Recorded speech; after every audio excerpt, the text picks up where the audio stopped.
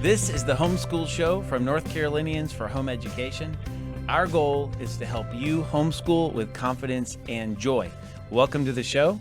I'm Matthew McDill, your host, and we have as our co-host today, Rhonda. Glad to be here again. How are you? I'm good. How are you? Doing fine. We've got an exciting day, show planned for today. Yeah, tell us about it. Our first segment will be the homeschool conversation, where Matthew had a conversation with Dr. Brian Ray of the National Home Education Research Institute, in which Dr. Ray discusses the relationship between homeschooling and the government. And then we have a brand new segment this week called Homeschool Basics. I'm excited about that. Yeah. And in this one, we will answer the question, what is a homeschooler in North Carolina? Which is very basic. It's basic, but it's becoming increasingly difficult to understand with all the different educational choices that there are. And finally, we'll have our homeschool tip of the week. We're going to talk about creating a learning environment in your home and give you some practical tips on how you can do that. Great. Well, let's go right into homeschool conversations with Dr. Brian Ray. I really enjoyed talking to him. We sat down at a leaders conference we were at together, and he's the founder of the National Home Education Research Institute. And we talked about how the way that we view government affects the way that we view homeschooling. And so this is a pretty sensitive topic. When you start talking about politics and government, it's like, okay, we're not talking about just homeschool anymore, which is already possibly controversial enough, but how do these relate? So that's part of what we talked about. Also, how homeschoolers should view government funding for home education, another potentially sensitive topic, and how do we define home education clearly. So let's listen to my conversation with Dr. Ray and see what he has to say about it. And that's something that I've talked about with homeschool advocacy organizations from a philosophical perspective is some of them will say, well, you know, it's okay to promote tax-funded kind of school-at-home programs or tax-funded voucher programs. And then my question is, if you are, in your worldview, if you are libertarian, or if you are free enterprise, or extremely low state involvement, or your biblical jurisdiction worldview, why would you be arguing to create more government redistribution of wealth programs? Why not advocate for fewer government redistribution of wealth programs? Right. So this is all blended together. It sounds kind of complicated, but if homeschooling keeps growing, there are more reasons for people who tend to be statists to look at it and say, we need to do something about this. You know, it happens. This is what's going on. I mean, you have already in a number of states, you've got people looking at this situation and say, we need to develop a program to get more of these homeschoolers back into the public school system. Or they'll say, to serve homeschoolers. Of course, as soon as the government starts using money to fund homeschooling, it's no longer homeschooling. It's tax-funded school at home. But all of these things are intertwined. They're very, very intertwined, practically and philosophically and research-wise. So I think in research, I'm not giving you much chance to talk. In research, we need to carefully define our terms. What is homeschooling and what is other? You know, it's not that other is bad, it's other. You're either an elephant or a gazelle. You're not an elephant if you're a gazelle. Sounds like you have a carefully crafted definition when you say parent-directed, home-based education. Just tell me why that's important to you, these words that you put in there. Yeah, I'd be glad to. So when we say homeschooling, if we said that family homeschools or this family homeschools, by the way, when I started doing research on homeschooling, looking for research on homeschooling, we did not even have the set word homeschooling. We didn't have that. If you look back on our website, I have this bibliography. It's an annotated bibliography, which means it has all these references, and then I make comments in each reference. And it's called Home-Centered Learning Annotated Bibliography. It's not called Homeschooling Annotated Bibliography. So the reason I bring that up, Matthew, is that years ago, most people realized that what we're talking about, was parents were involved, not just involved, they were kind of in charge. That's almost a dirty word sometimes, right? In charge, they had authority, they directed it, and it was based in the home and family, based. But it was never only in the home and only at the family. Okay. Even back in the late 70s and 80s, they were having co-ops and Friday group and whatever you want to call it. People had that. So, but over the years, we've had many things come in, like the IDEA in Alaska came in, I think, over 20 years ago, which is public citizen tax-funded school at home. And now we have many of these all over in various states. We have tax-funded school at home. We have tax-funded public charter school at home.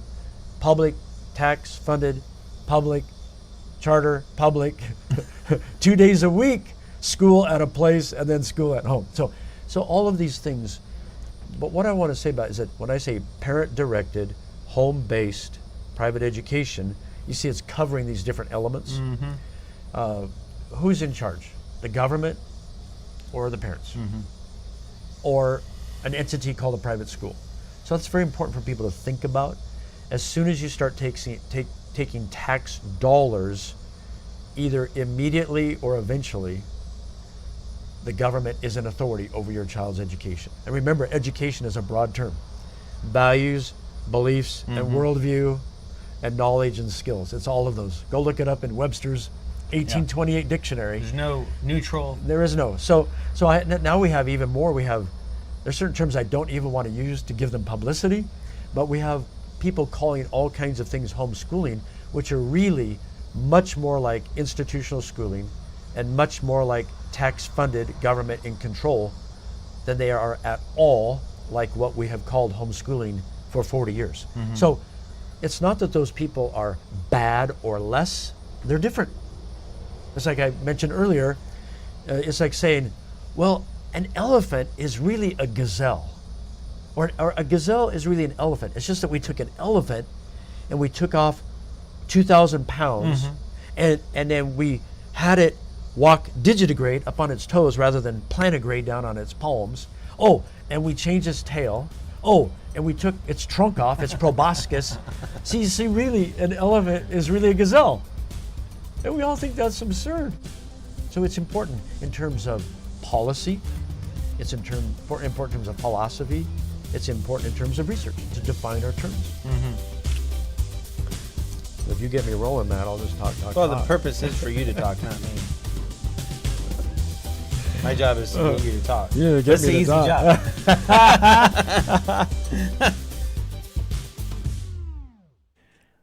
All right. Well, we enjoyed talking together, and as I said there, it's pretty easy to get Brian to talk and share a lot of things. That's Dr. Brian Ray, founder of National Home Educators Research Institute, and you can go to that website. Where to go? NHERI.org if you want to learn more about the research that he's doing. You know, Rhonda, I really liked his definition of home education. He said home-based, parent-directed, or maybe he said it the other way, parent-directed, home-based, private education. And then he talked through each of those. And so I think, you know, we all want to be informed. We want to think clearly as homeschool parents. You know, we don't want to just go, well, I think I know what I'm doing here, because there are, as he said, if we define homeschooling a certain way, it has impacts on the way that we strategize and think, on policy, on research, and so it's worth us thinking about how we define it, you know? Exactly. It's worth the effort to go through the thinking. And so what we're going to do now is go to a blog post that we put on the NCHE website, which is exactly about that. It asks the question, what is a homeschooler? And Debbie Mason wrote this for us. And Debbie Mason is our events director, actually really helps plan our conference. Yes. Which is a lot of work. Yes. She does a lot of work.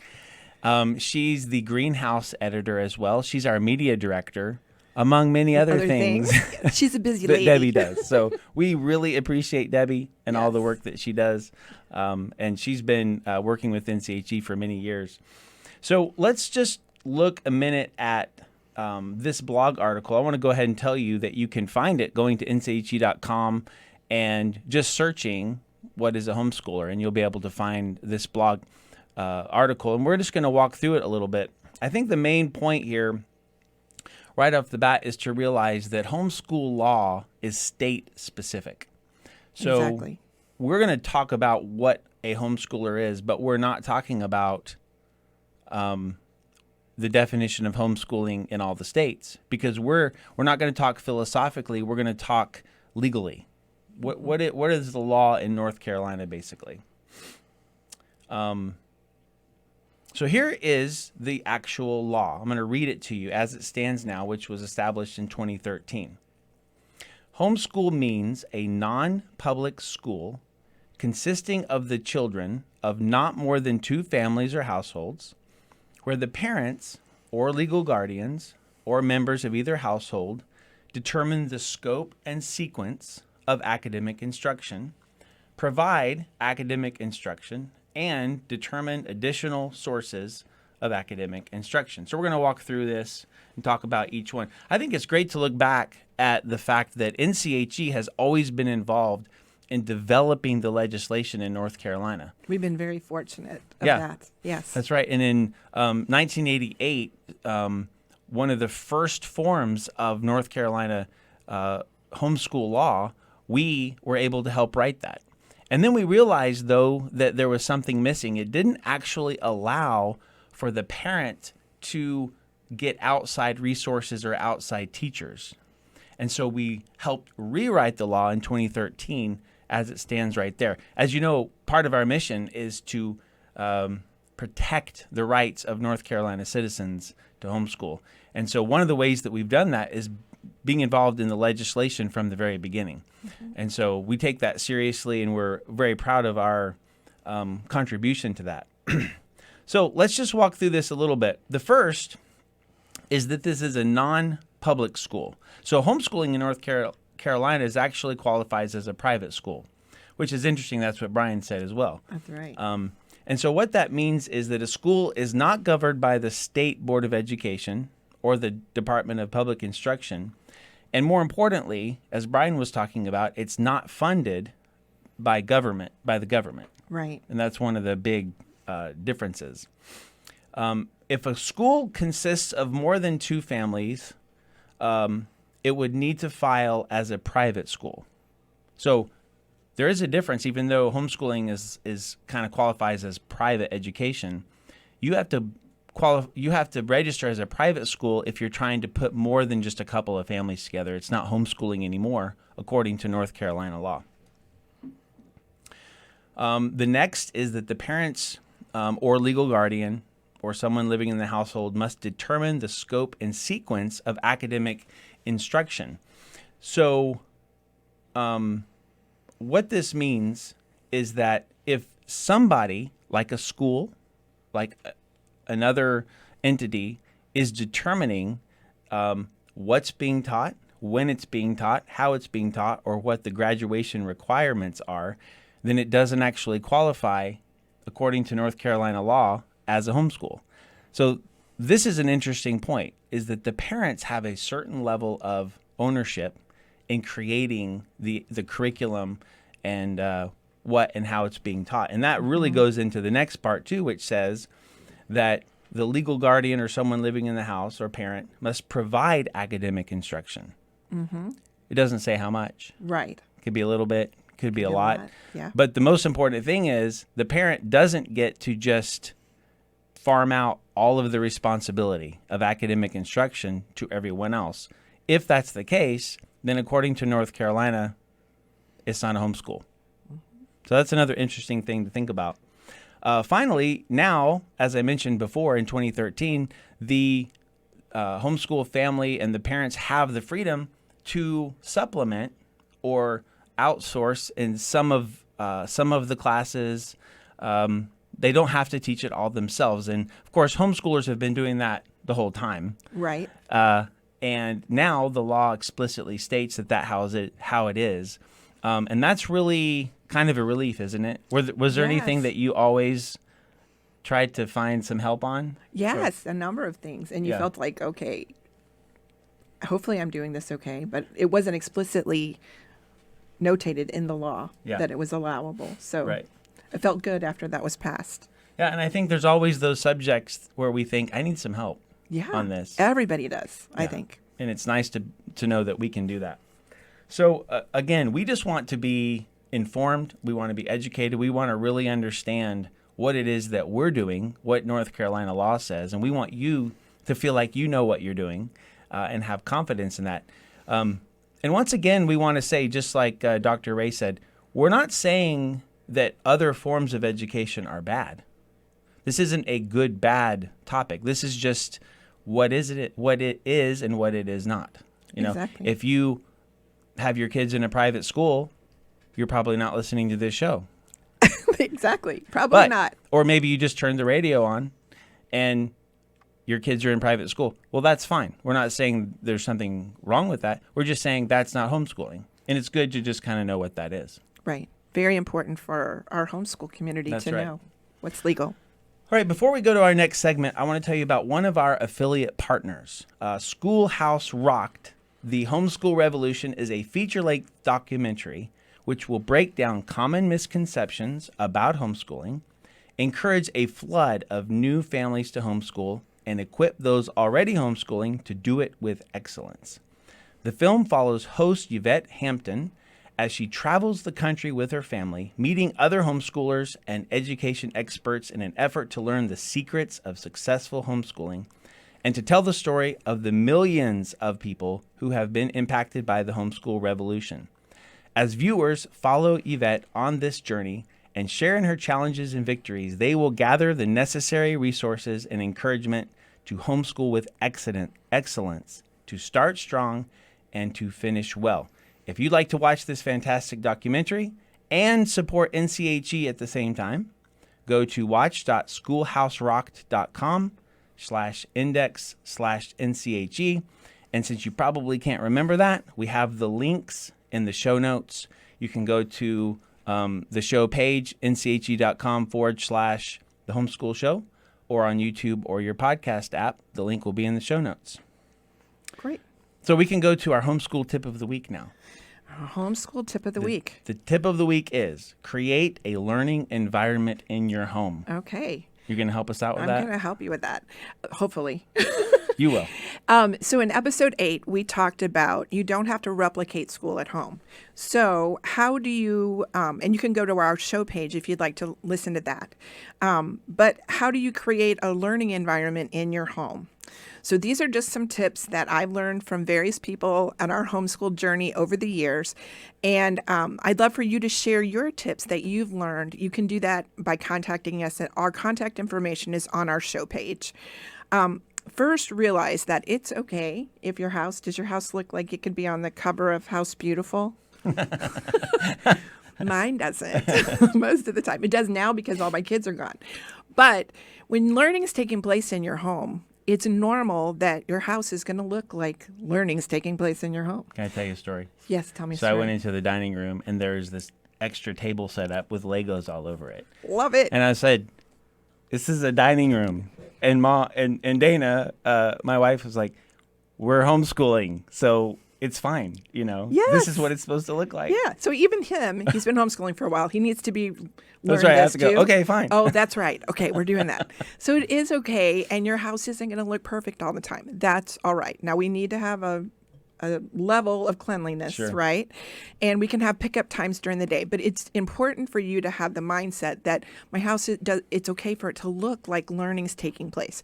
When we first started homeschooling, I would put maps on the wall. I would put, I even had a whiteboard on the wall, but I would take them down because they were in our dining room every evening and put them in a closet. My husband said, why? We're homeschooling, so why don't we leave those up? It's okay to That's do the that. decoration. Yes. So for years and years, there was a world map, a U.S. map, a big whiteboard in our dining room. And that was just part of our culture as a family. It was so good because my kids, if we learned about something, they didn't have to go get out an atlas. They could go right to the wall in the dining room and look, where is that that's place? great. So it was important for me to change my mindset of what my home would look like and how I could have a learning environment in our home. Also think about providing baskets of books. I brought a big basket today of books, and I'm going to actually talk through a few things. Baskets of books around your home, and this was even catchier for my kids, I would take books I really wanted them to look at, but I didn't want to necessarily assign as schoolwork, and place them strategically, beautifully around my house. So on the coffee table, on the end tables. And usually they're high interest books, like DK books like that, or an Usborne book. But here's the kicker, guys. It can be free. Go to the library and check out high-interest books for your kids. You can even order them online, so you can just go pick them up. And then you're helping creating a learning environment within your home for nothing, just the cost of gas to go to the library and get that taken care of. Did it work? Did they pick them up? They did. Yeah. I was even sneakier. I would put them in the bathroom. There you go. So they're captive extra audience. time. There you go. Use those baskets everywhere. Also, I would sometimes make a science table where I would take some like nature, what do you call them? Field guides. Like, this is a flower one. I have insect ones. That's a mammal one. Leaves. Everything under the sun, and just have them by an end table that the kids could quickly look at if they saw something that they wanted to do, that they saw something outside when they were outside playing, or they were just curious about something. We also would put like a magnifying glass. So if they brought in an insect, which was scary to me, but then they could look at it and see, to help identify what it was. So a little science table along the way.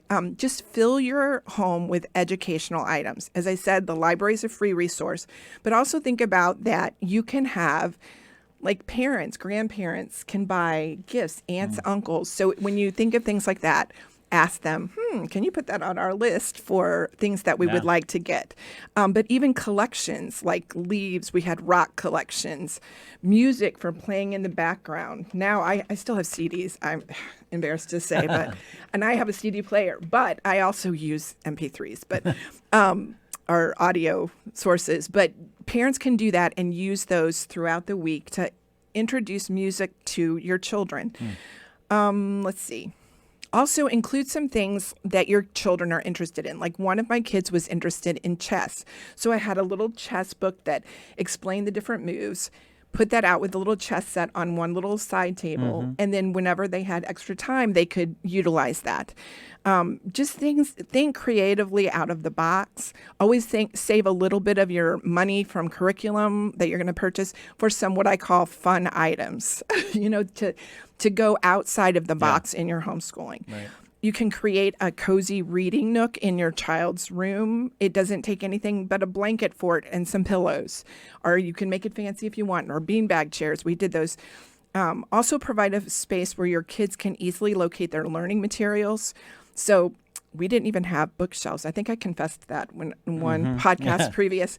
When we first started, we had little crates that I put our kids' items in, and then we put it in the closet along with the whiteboard and the maps. Clean up at the the end, clean up homeschool. the time. Eventually, we moved up in the world to having bookshelves, a number of them actually. Congrats. And now it's just great to be able to have the bookshelves, have things laid out. You can even color code some items so that your kids can find them more easily and locate their things. Or you can have a community stash. That's what we did. I was like, I'm not the color coordinating kind of mama. And put them all together. Also, we used games. We had Geo Safari, which was a learning game where, it was everything from foreign language, preschool skills, math skills, everything that I just had sat on the table. When they had free time, they could utilize that to increase their learning. It was like a little game. I encourage you to spend time daily outside with your kids as you can. There's a lot of research that says that being outside with your kids is really good for them and their brains. Change up some items that you've left for the kids every week if you can. Oftentimes I went several weeks, but that's okay. Just those high interest things that you can do. My kids sometimes used, yes, an old time camcorder to make movies, but they become so creative when they don't have lots of time. You provide these opportunities for them. Make sure you, Mom, take the time to plan. Take a little time so you can plan this out. And also, Mom, remember to invest in yourself. Keep learning. As you grow as a mother, as you grow in learning about homeschooling, you're going to provide lots of wonderful educational opportunities for your children. And so keep reading. These podcasts, our webinars. There's tons of good books that you can read about homeschooling. Conference. Go to the conference. Right. Absolutely. Yeah. Got to get a little plug in there. But just keep learning, loving learning and leading your kids in that. That's great. Thanks, Rhonda. Thanks. A lot of great ideas. And I think the main motivation there is we want our kids to be learners. And that's a part of normal life. They enjoy learning. They're thinking about it. So that's great, very encouraging. And we're glad you joined us today for the show. Just like Rhonda said, if you have any feedback, our email is thehomeschoolshow@nche.com. And if you would do us a favor, in order for other families to find this program, you can rate this show on YouTube and on Apple Podcasts or other apps. You can leave a review. You can share it with your friends if you think this would be helpful to them. And we would really appreciate that. I think there are people who would enjoy and really benefit from some of these things. And so if you would share that, that would be great. You can go to our page, nche.com/The Homeschool Show.